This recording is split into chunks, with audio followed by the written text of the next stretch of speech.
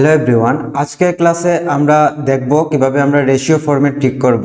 আমরা দেখব উন্ডু অপশন। উন্ডু অপশনের কাজ কি?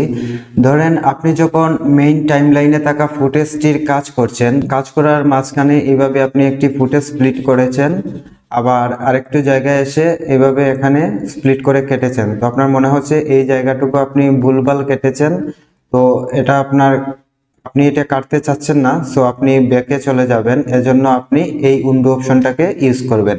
তো আমরা উন্ডুতে যখন আমরা ক্লিক করব এবং ব্যাকে ক্লিক করব। ক্লিক করার পর আমরা দেখতে পাচ্ছি আমরা আবার আগের জায়গায় চলে আসছি। তো এইভাবে যদি আপনি ফুটেজ কাটার সময় বা আপনি কাজ করতে যে কোনো জিনিস মনে হচ্ছে যে আপনি এটি ভুল করেছেন, তখন ব্যাকে আসার জন্য এই উন্ডু বাটনটাকে আপনাকে ইউজ করতে হবে আপনাকে ব্যাকে আসার জন্য। এখন আমরা দেখব রেশিও ফরম্যাট কিভাবে করতে হয়।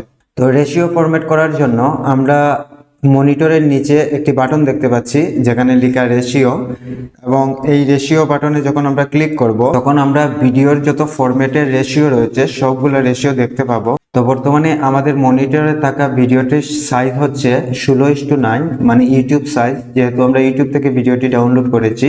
তো আপনাকে রেশিও চেঞ্জ করতে হবে। তো কাটিং এর পরের কাজ হচ্ছে রেশিও চেঞ্জ করা। তো রেশিও চেঞ্জ করার জন্য আমরা জাস্ট রেশিও বাটনে ক্লিক করব এবং এক্সপেক্ট রেশিও হিসেবে আমরা এই যে 9:16, মানে আমাদের যে শর্ট ফর্ম কন্টেন্ট সাইজ, যেটাকে আমরা টিকটক সাইজ বা রিল সাইজ বলতেছি বা শর্ট সাইজ বলতেছি, সবগুলোর সাইজ কিন্তু সেম 9:16। আর বর্তমানে যে সাইজে আছে সেটি হচ্ছে 16:9, এই সাইজে রয়েছে। আমরা এখন 9:16 এই রেশিওতে ভিডিওকে কনভার্ট করব। এর জন্য এই 9:16তে যদি আমরা এখন ক্লিক করি তাহলে আমরা দেখতে পাবো মনিটরে আমাদের রেশিওটা চেঞ্জ হয়ে যাবে। তো আমরা এখন 9:16তে ক্লিক করব। ক্লিক করার পর আমরা দেখতে পাচ্ছি মনিটরে কিন্তু ভিডিও রেশিও সাইজটি ছোট হয়ে গেছে, মানে 9:16 হয়ে গেছে।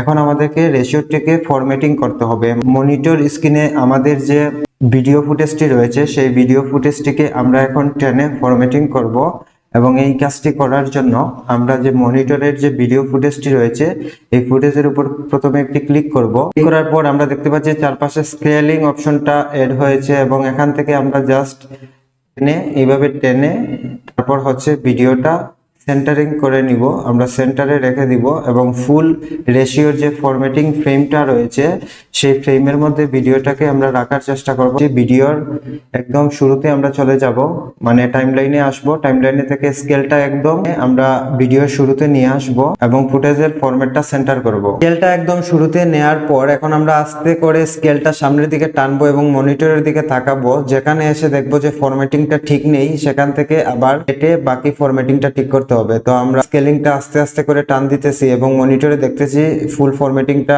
মোটামুটি ঠিক আছে। যে এই এখানে একটা জায়গা যে উনি কথা বলছেন, এরপর আরেকজন কথা বলতেছে, এখানে দুটি পার্ট। তো এই দুটি পার্টের মাঝখানে আমরা একটু স্প্লিট করব। আমরা পরবর্তীতে এখানে ট্রানজ্যাকশন রাখবো। তো ট্রানজ্যাকশন কি সেটি আমরা পরে বুঝবো। জাস্ট এই এখানে আমাদেরকে এখন স্প্লিট করতে হবে। দেখেন একজন কথা বলছেন এবং এই উনি কথা বলার পর উনার ক্লিপ থেকে আরেকটা ক্লিপ আসছে, এটা কিন্তু ফরম্যাটিং না। সো মানে সেন্টার করা না, উনাকে ডান দিকে আরো সেন্টার করতে হবে। এজন্য কি করব, এই যে ক্লিপ থেকে এই ক্লিপে যে গেল, এই দুটি ক্লিপের মাঝখানে ঠিক এই জায়গাটুকুতে আমরা এখানে স্প্লিট করব। তো আমরা স্কেলটা এখানে দাঁড় করাবো। দাঁড় করিয়ে আবার বাম পাশ থেকে স্প্লিট বাটনটি রয়েছে, স্প্লিট বাটনে ক্লিক করব। তো এখানে স্প্লিট হয়ে গেছে। তারপর আমরা আবার স্কেলটা সামনের দিকে টান দিব। সামনের দিকে টান দিয়ে এখন মনিটরে যে একটা ক্লিক করতে হবে ফুটেজের উপর। ক্লিক করে এখন আমরা জাস্ট মাউস ধরে টেনে এটাকে একটু মাঝামাঝি করে দিলাম। এই যে এখন সেন্টার ঠিক আছে। তারপর আবার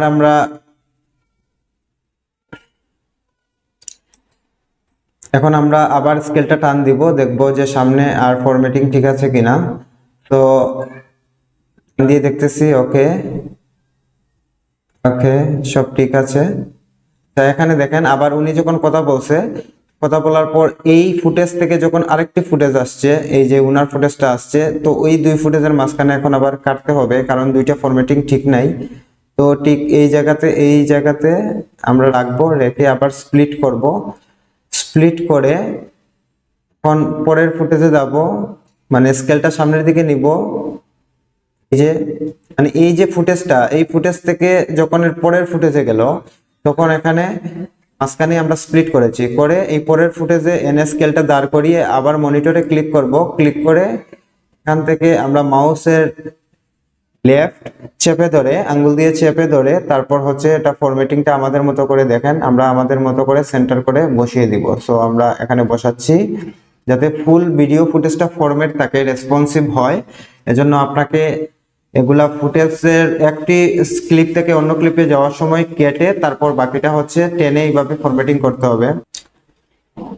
এখন আমরা এই যে একটি ক্লিপ থেকে অন্য ক্লিপে যাওয়ার সময় যে আমরা স্প্লিট করেছিলাম, এই স্প্লিট অংশগুলোতে আমরা এখন ট্রানজ্যাকশন বসাবো। এর আগে আমরা আরো কিছু ফুটেজকে এখান থেকে স্প্লিট করব, মানে আমরা আবার প্রথম দিকে যাব, স্কেলটাকে একদম প্রথম দিকে নিয়ে গেলাম, তারপর আবার আমরা স্কেলটা টান দিব, টান দিয়ে দেখলাম যে এই যে উনি কথা বলছেন, কথা বলার মাঝখানে একটা ফুটেজ দেখাচ্ছে, এই কথা বলা থেকে ফুটেজে আসার মাঝখানে একটা স্প্লিট করব।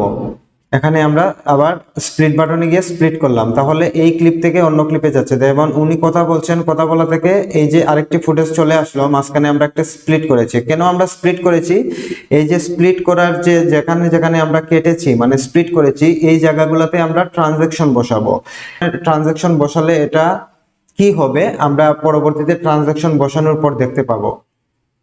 তারপর আবার আমরা স্কেলটা সামনের দিকে নিয়ে আসবো, আবার দেখবো যে এই যে ফুটেজটি রয়েছে, এই ফুটেজ থেকে যখন আবার আরেকটি সিন চেঞ্জ হচ্ছে, এই যে আরেকজন কথা বলতেছেন, এখানে মাঝখানে আমরা একটি স্প্লিট বাটন ইউজ করব এবং এখানে ট্রানজ্যাকশন ইউজ করব। তারপর আবার এই ফুটেজ থেকে এই যে আরেকটা ফুটেজ উনি কথা বলতেছেন, এখানে কিন্তু আমরা স্প্লিট বাটন ইউজ করব। এই যে উনি কথা বলতেছেন, এরপর আরেকজন কথা বলতেছেন, এই যে দুইটা ফুটেজ, এই দুই ফুটেজের মাঝখানে আমরা কিন্তু এখানে এসে এই যে সিন চেঞ্জ হলো, এই জায়গাতে আমরা আবার স্প্লিট করব। স্প্লিট করার পর আবার উনি কথা বলতেছেন, তারপর এই যে কথা বলার মাঝখানে এই জায়গাটুকুতে আরো একটু সামনে গেলাম।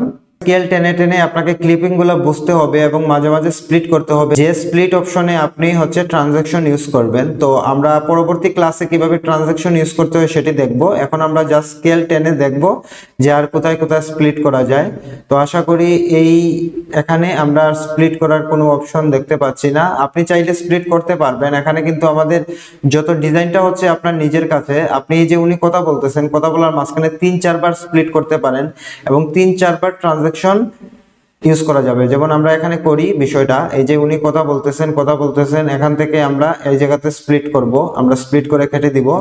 তারপর আবার একটু সামনে যাব, এই যে কথা বলার মাঝখানে আবার স্প্লিট করব।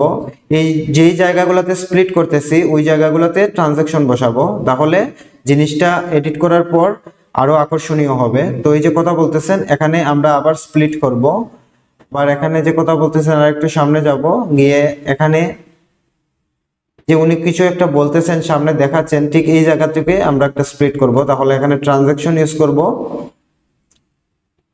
এই যে এই জায়গাটুকু, এই জায়গাতে আমরা একটা স্প্লিট করলাম। তারপর আরেকটু সামনের দিকে যাব, ঠিক আছে। এখানে এই ফুটেজের মধ্যে আমি আর স্প্লিট করতেছি না, তো আরেকটি করা যায়, এই যে এখানে করা যাবে। তো আমি এখানে আবার স্প্লিট করলাম। স্প্লিট করার পর আমরা বেশ কয়েকটি স্প্লিট করেছি। আমরা যখন রেশিও ফরম্যাটিং করেছি তখন রেশিওর ফরম্যাটটা ঠিক করতে গিয়ে আমরা হচ্ছে কিছু স্প্লিট করেছিলাম এবং ট্রানজ্যাকশন বসানোর জন্য আমরা একই সাথে আবার ক্লিপিং টু ক্লিপিং হচ্ছে স্প্লিট করে ফেলেছি। আমরা এই ফুটেজের মধ্যে অনেকগুলো স্প্লিট করেছি, আমরা দেখতে পাচ্ছি প্রতিটি ক্লিপিং কিন্তু আলাদা অবস্থায় আছে, স্প্লিট করে ফেলেছি।